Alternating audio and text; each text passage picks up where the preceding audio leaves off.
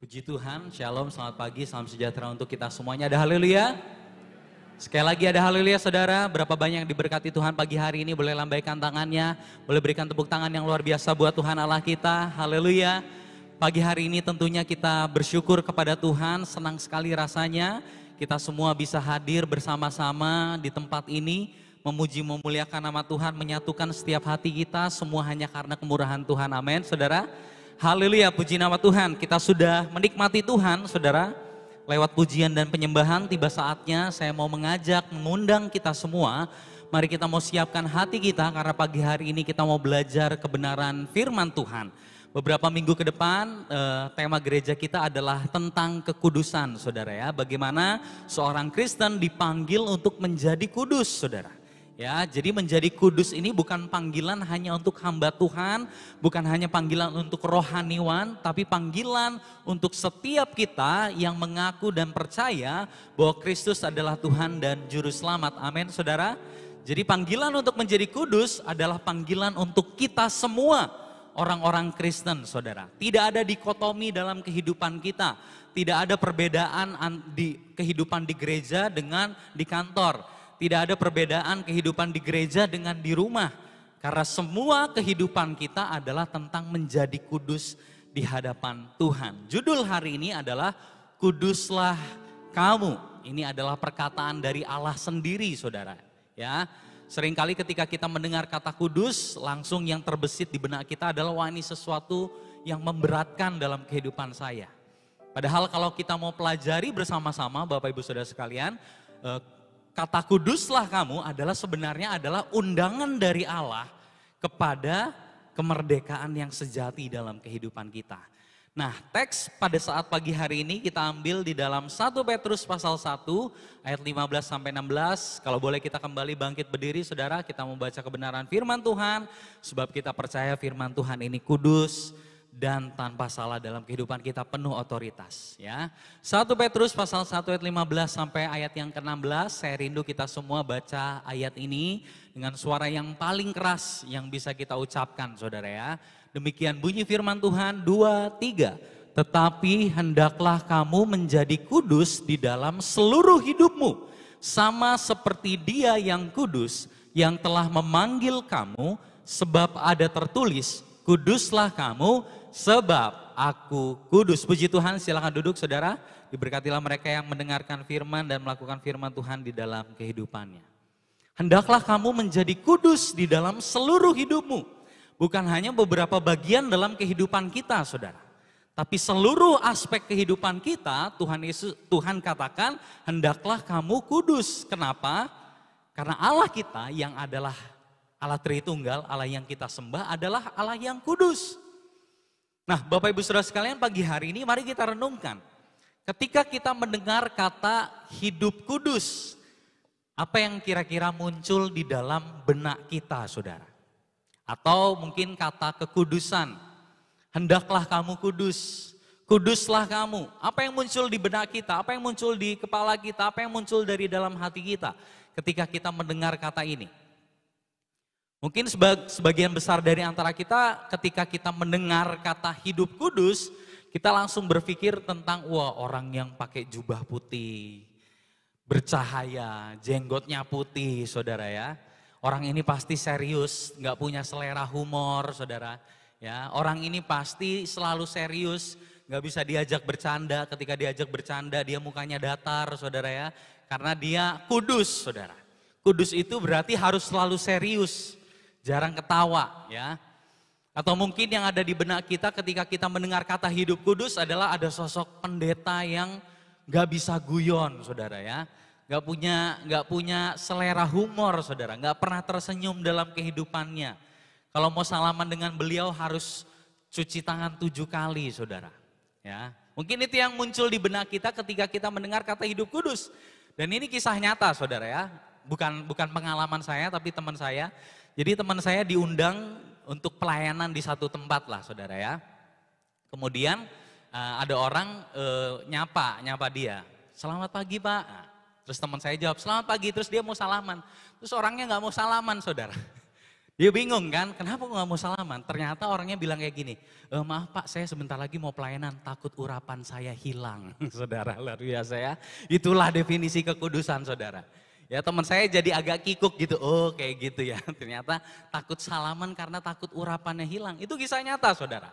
Ya, nah apa definisi kekudusan di dalam benak kita? Mungkin pagi hari ini kita berpikir hidup kudus itu identik dengan kata jangan, saudara.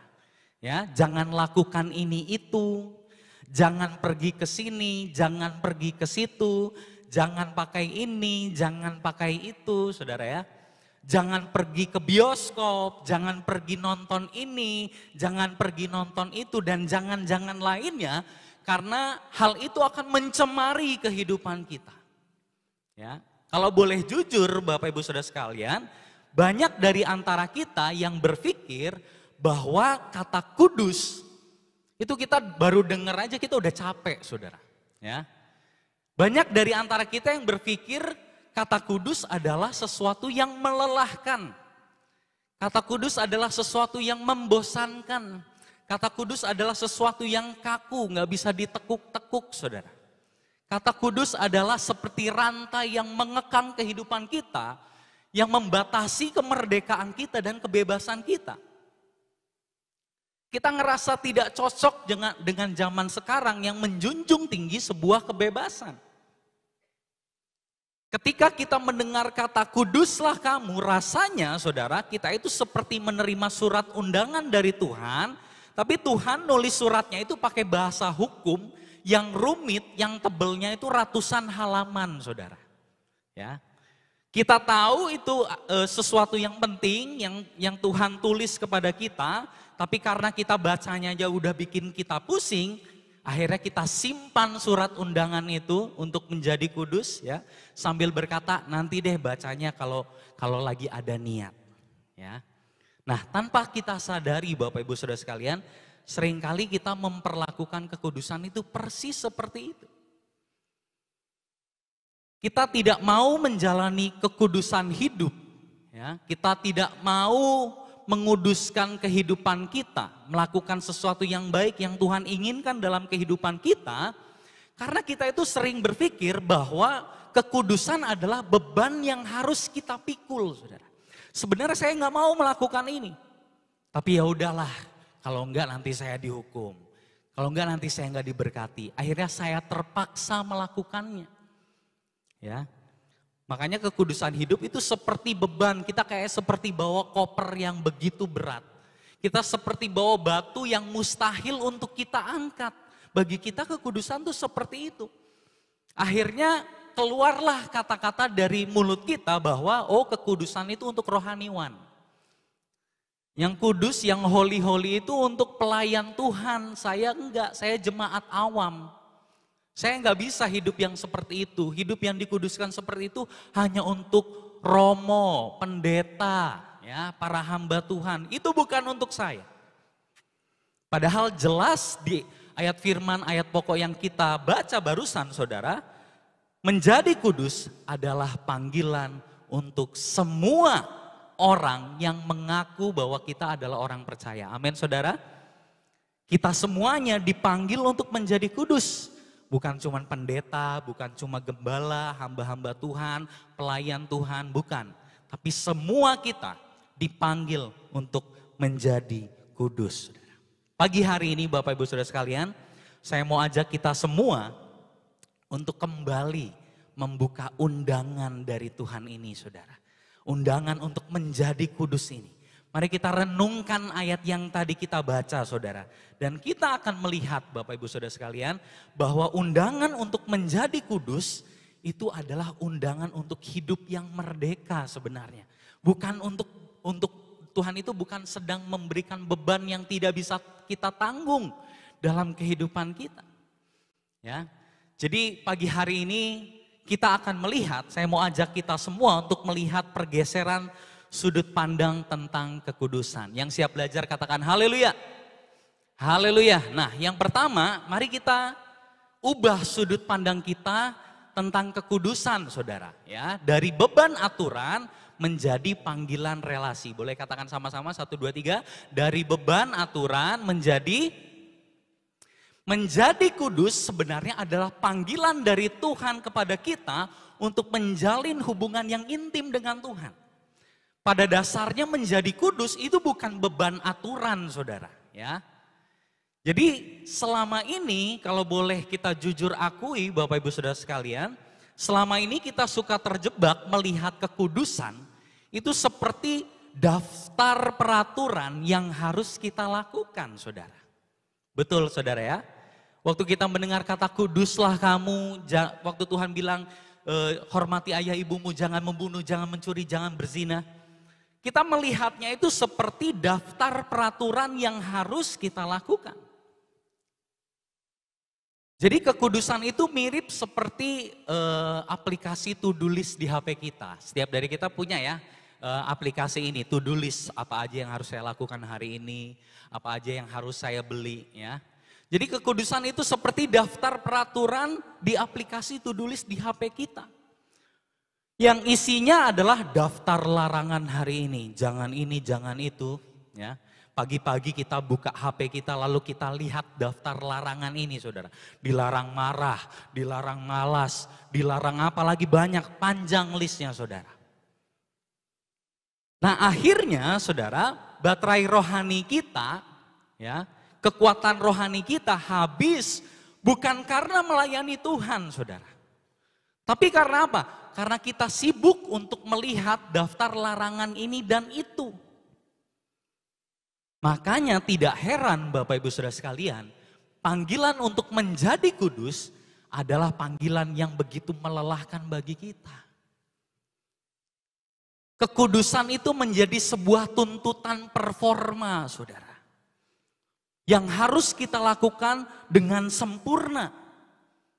Nah akibatnya apa Bapak Ibu Saudara sekalian ketika kita gagal melakukan apa yang Tuhan mau kita lakukan, saudara. Ketika kita gagal melakukan daftar larangan ini, itu dan lain sebagainya, nggak boleh ngomong kasar, nggak boleh ini dan itu. Ketika kita gagal melakukan itu semua, apa yang terjadi Bapak Ibu Saudara sekalian? Kita merasa bersalah, kita merasa tidak berharga, kita merasa kita adalah orang yang paling gagal, saudara.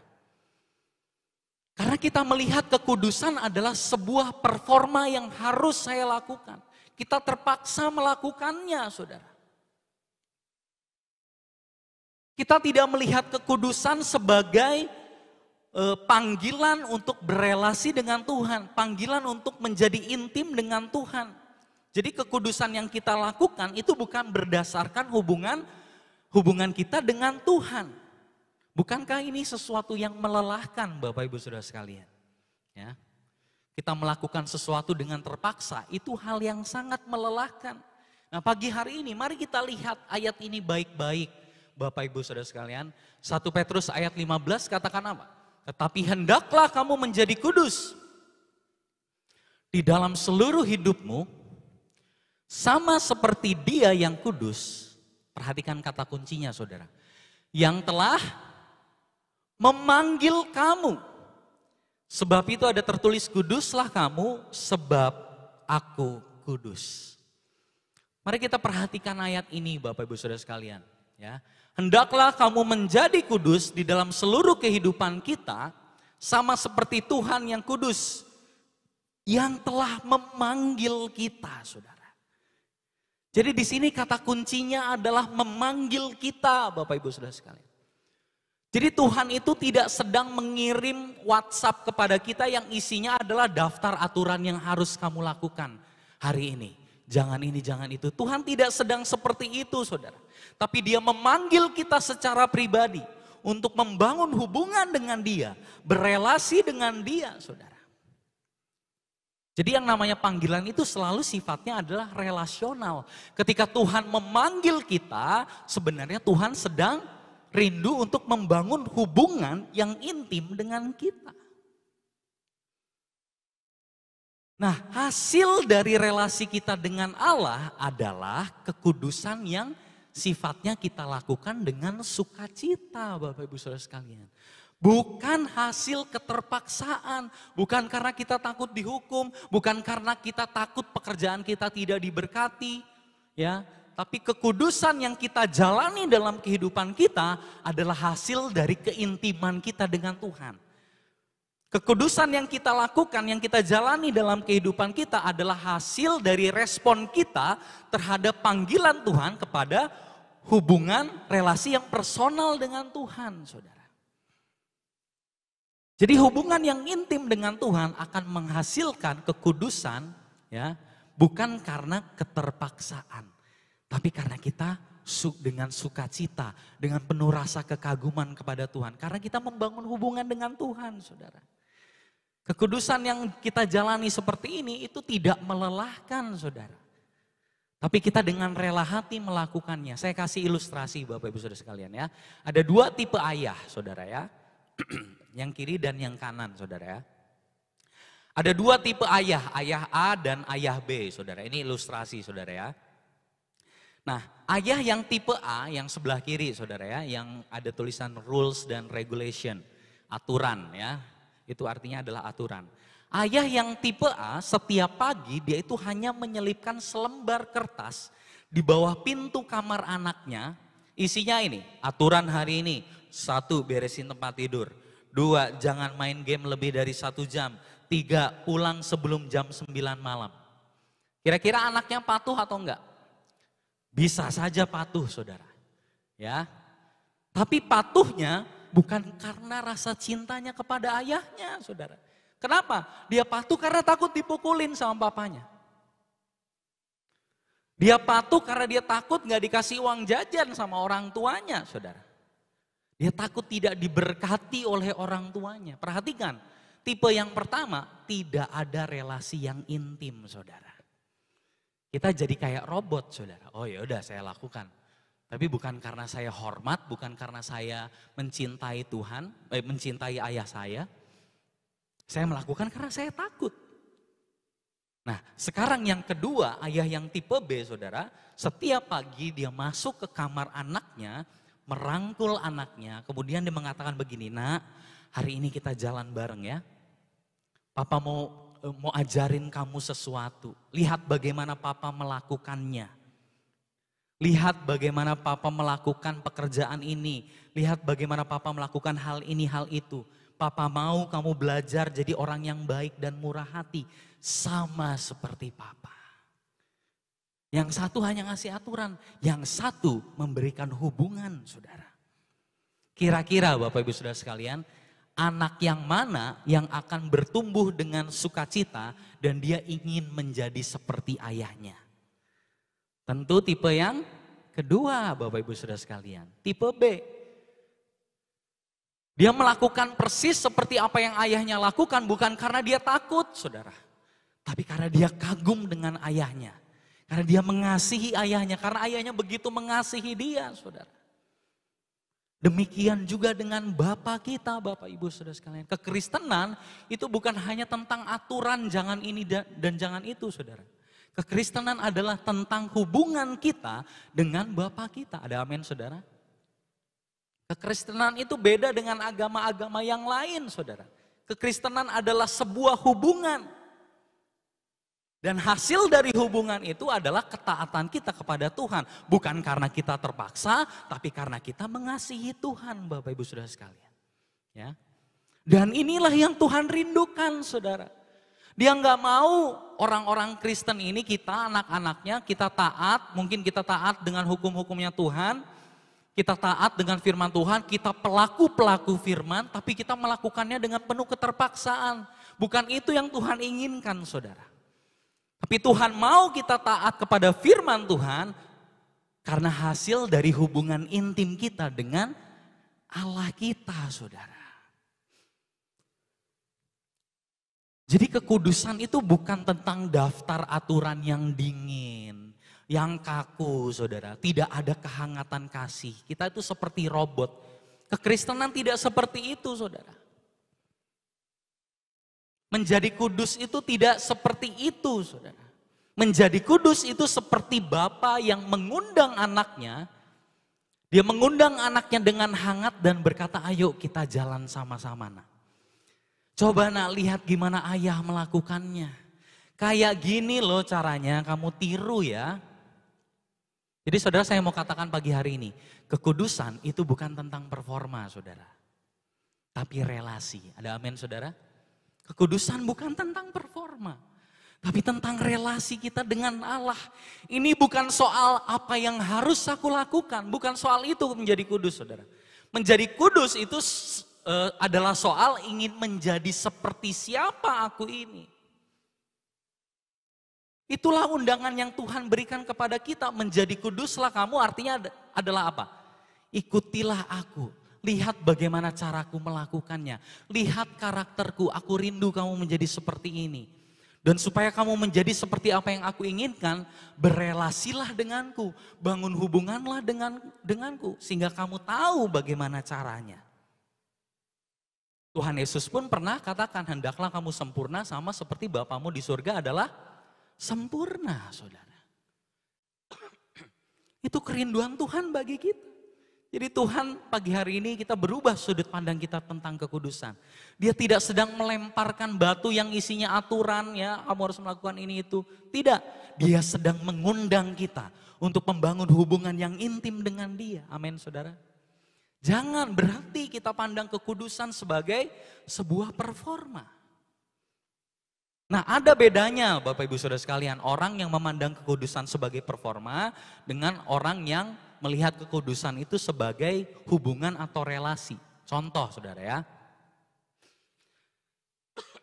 Orang yang memandang kekudusan seperti performa, ya pokoknya saya ngelakuin aja ya.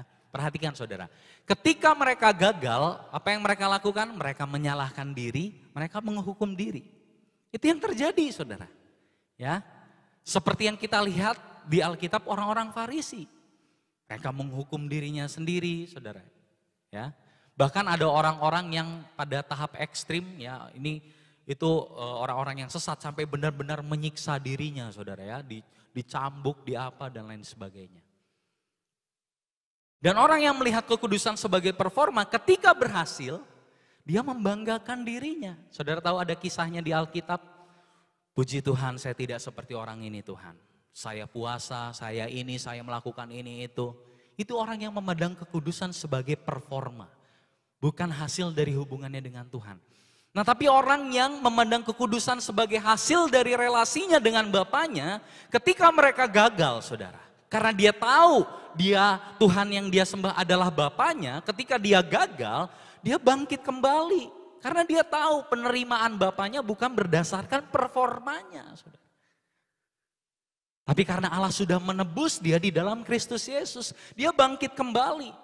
Karena dia tahu apapun yang terjadi Bapaknya menerima dia saudara. Dan ketika dia berhasil dia tidak tinggi hati. Kenapa? Karena dia tahu semua hanya karena kasih karunia. Semua karena ada Roh Kudus di dalam diri saya yang memampukan saya untuk menjalani kekudusan saudara. Itu bedanya Bapak Ibu Saudara sekalian. Ya. Jadi menjadi kudus itu memang sebuah perintah di satu sisi saudara. Tapi di saat yang sama menjadi kudus adalah sebuah kerinduan dari Tuhan yang adalah Bapa kita. Kerinduan untuk membangun relasi yang intim dari Tuhan kepada kita saudara. Jadi panggilan untuk menjadi kudus adalah panggilan untuk menunjukkan kemiripan keluarga. Family resemblance saudara. Bahasa Inggrisnya.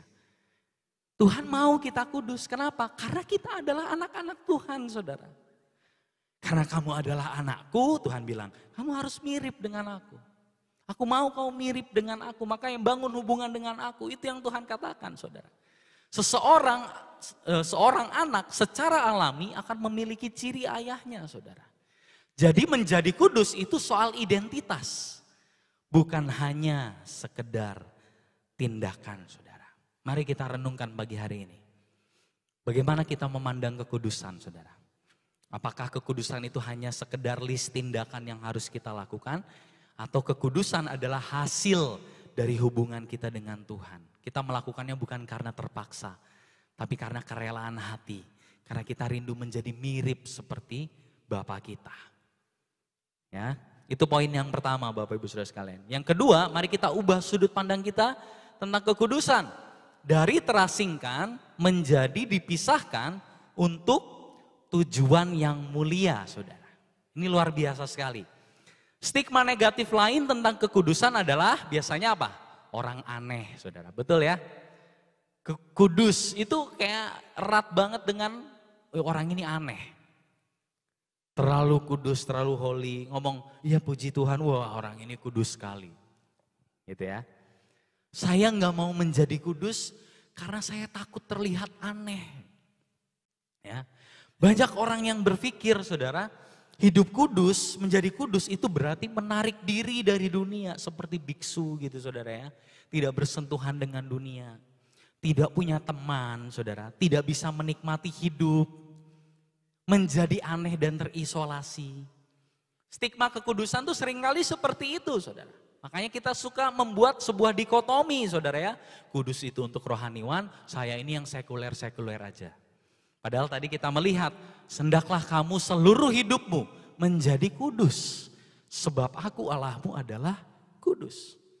Ya. Mari kita lihat apa arti dari kata kudus ini, Saudara. Ya. Kudus itu bahasa Ibrani-nya adalah kados, Saudara. Artinya apa? Kados itu artinya dipisahkan atau dikhususkan. Jadi ketika kita mendengar kata kudus, itu bukan dipisahkan dari kehidupan, Saudara. Jadi terisolasi, tidak membangun hubungan sosial. Bukan seperti itu, Saudara ya. Tapi kados itu adalah dipisahkan untuk sebuah tujuan yang mulia, Saudara. Dari sini kita melihat bahwa kekudusan itu bukan sesuatu yang aneh. Tapi ini sesuatu yang terhormat dan mulia, Saudara. Contoh Bapak Ibu Saudara sekalian, kita lihat di sini ada kursi presiden. Ya, ini contoh, Saudara ya. Nah, kursi ini awalnya adalah kursi yang biasa, Saudara. Ya. Tapi ketika kursi ini diambil, dibersihkan, dipoles, kemudian diletakkan di dalam istana presiden, kursi ini menjadi kudus. Kenapa, Saudara? Karena kursi ini sedang dikhususkan untuk presiden, Saudara. Untuk fungsi yang mulia, fungsi yang terhormat. Kursi ini menjadi begitu berharga karena tujuannya, Saudara. Ya. Contoh yang lain, Saudara tahu ini apa? Cincin kawin, Saudara ya. Coba lihat cincin kawin yang melingkar di jari kita, Saudara ya. Sebelum ini menjadi cincin, ini hanya bongkahan emas biasa di etalase toko, Saudara. Betul, Saudara ya, nggak ada spesial-spesialnya. Nggak ada bedanya dengan bongkahan emas lain. Tapi ketika logam ini diambil, Saudara, dibentuk dengan indah, dilingkarkan di jari kita, di jari manis kita, Saudara. Ya, kemudian kita mengucapkan janji suci. Cincin ini berubah total, Saudara. Cincin ini menjadi kudus karena dia dikhususkan menjadi lambang cinta yang sejati. Nilainya bukan lagi dari berapa gram cincin ini, berapa karat, bukan. Tapi nilainya berubah jadi apa? Jadi tujuan yang mulia yang disandang oleh cincin ini, Saudara. Keberhargaan cincin ini itu dilihat dari tujuannya, Saudara. Ya. Seperti itulah kita di mata Tuhan, Bapak Ibu Saudara sekalian. Dia memisahkan kita dari kehidupan yang lama. Kehidupan kita yang tanpa tujuan, kehidupan kita yang ada di dalam kegelapan, Saudara. Ya. Bukan untuk mengasingkan kita kudus bukan supaya kita tuh terlihat aneh. Kita kudus bukan supaya kita tuh ditaruh di satu tempat tertentu dan kita merasa kesepian, bukan, Saudara. Ya. Tapi untuk memberikan kita sebuah kehormatan, yaitu apa? Menjadi miliknya Tuhan. Amin, Saudara. Jadi menjadi kudus itu sesuatu yang indah sekali, Saudara. Mari kita baca Imamat 20 ayat 23 dan 26. Mari kita baca sama-sama, Saudara. 2, 3. Janganlah kamu hidup menurut kebiasaan bangsa yang akan kuhalau daripadamu. Karena semuanya itu telah dilakukan mereka sehingga aku muak melihat mereka. Ayat 26. kuduslah kamu bagiku, sebab aku ini Tuhan kudus, dan aku telah memisahkan kamu dari bangsa-bangsa lain supaya, saudara, mari kita renungkan ayat ini, saudara. Allah sendiri yang mengatakan, aku memisahkan kamu dari yang lain supaya kamu menjadi milikku. Bukankah ini sesuatu yang indah dan berharga, saudara? Bayangkan, saudara, bayangkan. Kita diinginkan oleh Tuhan, saudara. Aku memisahkan kamu bukan supaya kita terasing dan menjadi aneh, saudara. Aku memisahkan kamu karena kamu adalah milikku. Luar biasa, saudara. Kita melihat betapa kotornya hidup kita. Tapi di saat yang sama kita melihat Tuhan menginginkan kita, saudara. Luar biasa. Ya. Sebelum kita tahu bahwa menjadi kudus adalah panggilan untuk berelasi dengan Tuhan, waktu kita baca ayat ini Bapak Ibu Saudara sekalian, jangan melakukan apa yang mereka lakukan, jangan hidup menurut kebiasaan mereka. Kita mungkin bacanya, Tuhan kita kok posesif sekali, banyak aturannya, begitu saudara ya. Sebelum kita mengerti bahwa kekudusan adalah sebuah hubungan. Tapi ketika kita mengerti bahwa menjadi kudus adalah tentang hubungan kita dengan Tuhan, bahwa menjadi kudus adalah tentang Tuhan menginginkan kita menjadi miliknya, ketika kita baca ayat ini, sudut pandangnya menjadi lain. Kita komentarnya, wow, saya diinginkan oleh Tuhan. Ini adalah sebuah kehormatan bagi saya. Jadi status kita bukan terasing, tapi status kita adalah milik Tuhan yang berharga. Sekali lagi saudara. Ini adalah sebuah kehormatan bagi kita sebenarnya. Ketika kita memahami hal ini, sekarang kita tahu saudara, kenapa Tuhan tidak mau kita menjadi serupa dengan dunia ini saudara. Ada ayatnya di dalam suratan Roma saudara ya. Jangan kamu menjadi serupa dengan dunia ini, berubahlah oleh pembaharuan budimu. Supaya kita bisa membedakan mana yang baik, yang berkenan kepada Allah dan yang sempurna saudara.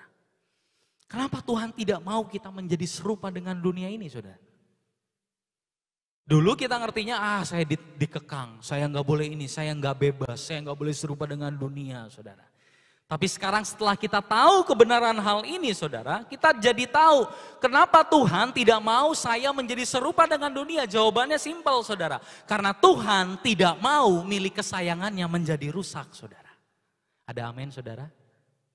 Ketika saudara membeli barang yang begitu mahal, bukankah saudara akan menjaganya, saudara?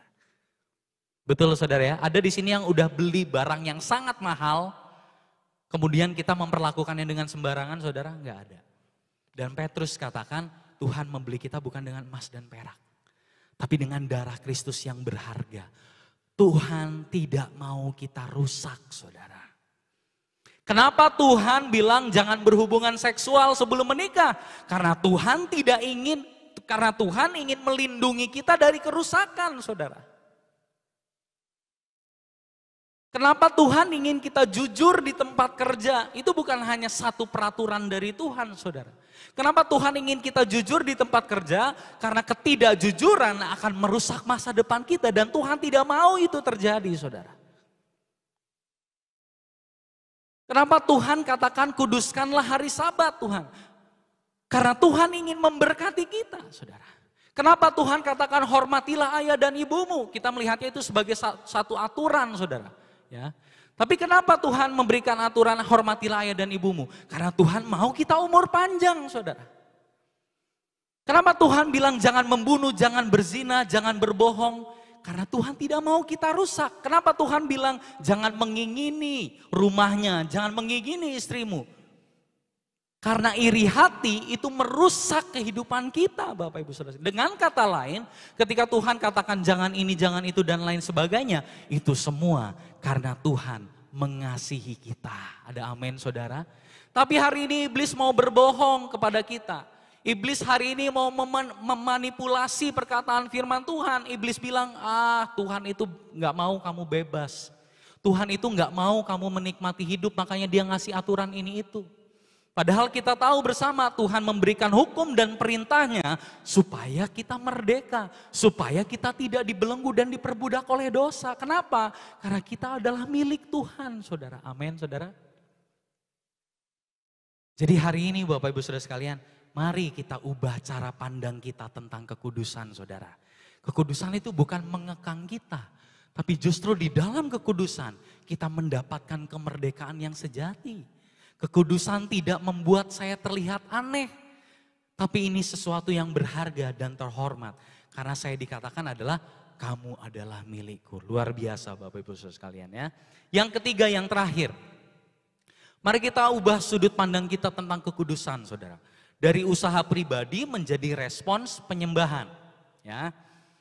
Ini adalah jebakan terakhir yang paling sering membuat kita menyerah untuk menjadi kudus, saudara.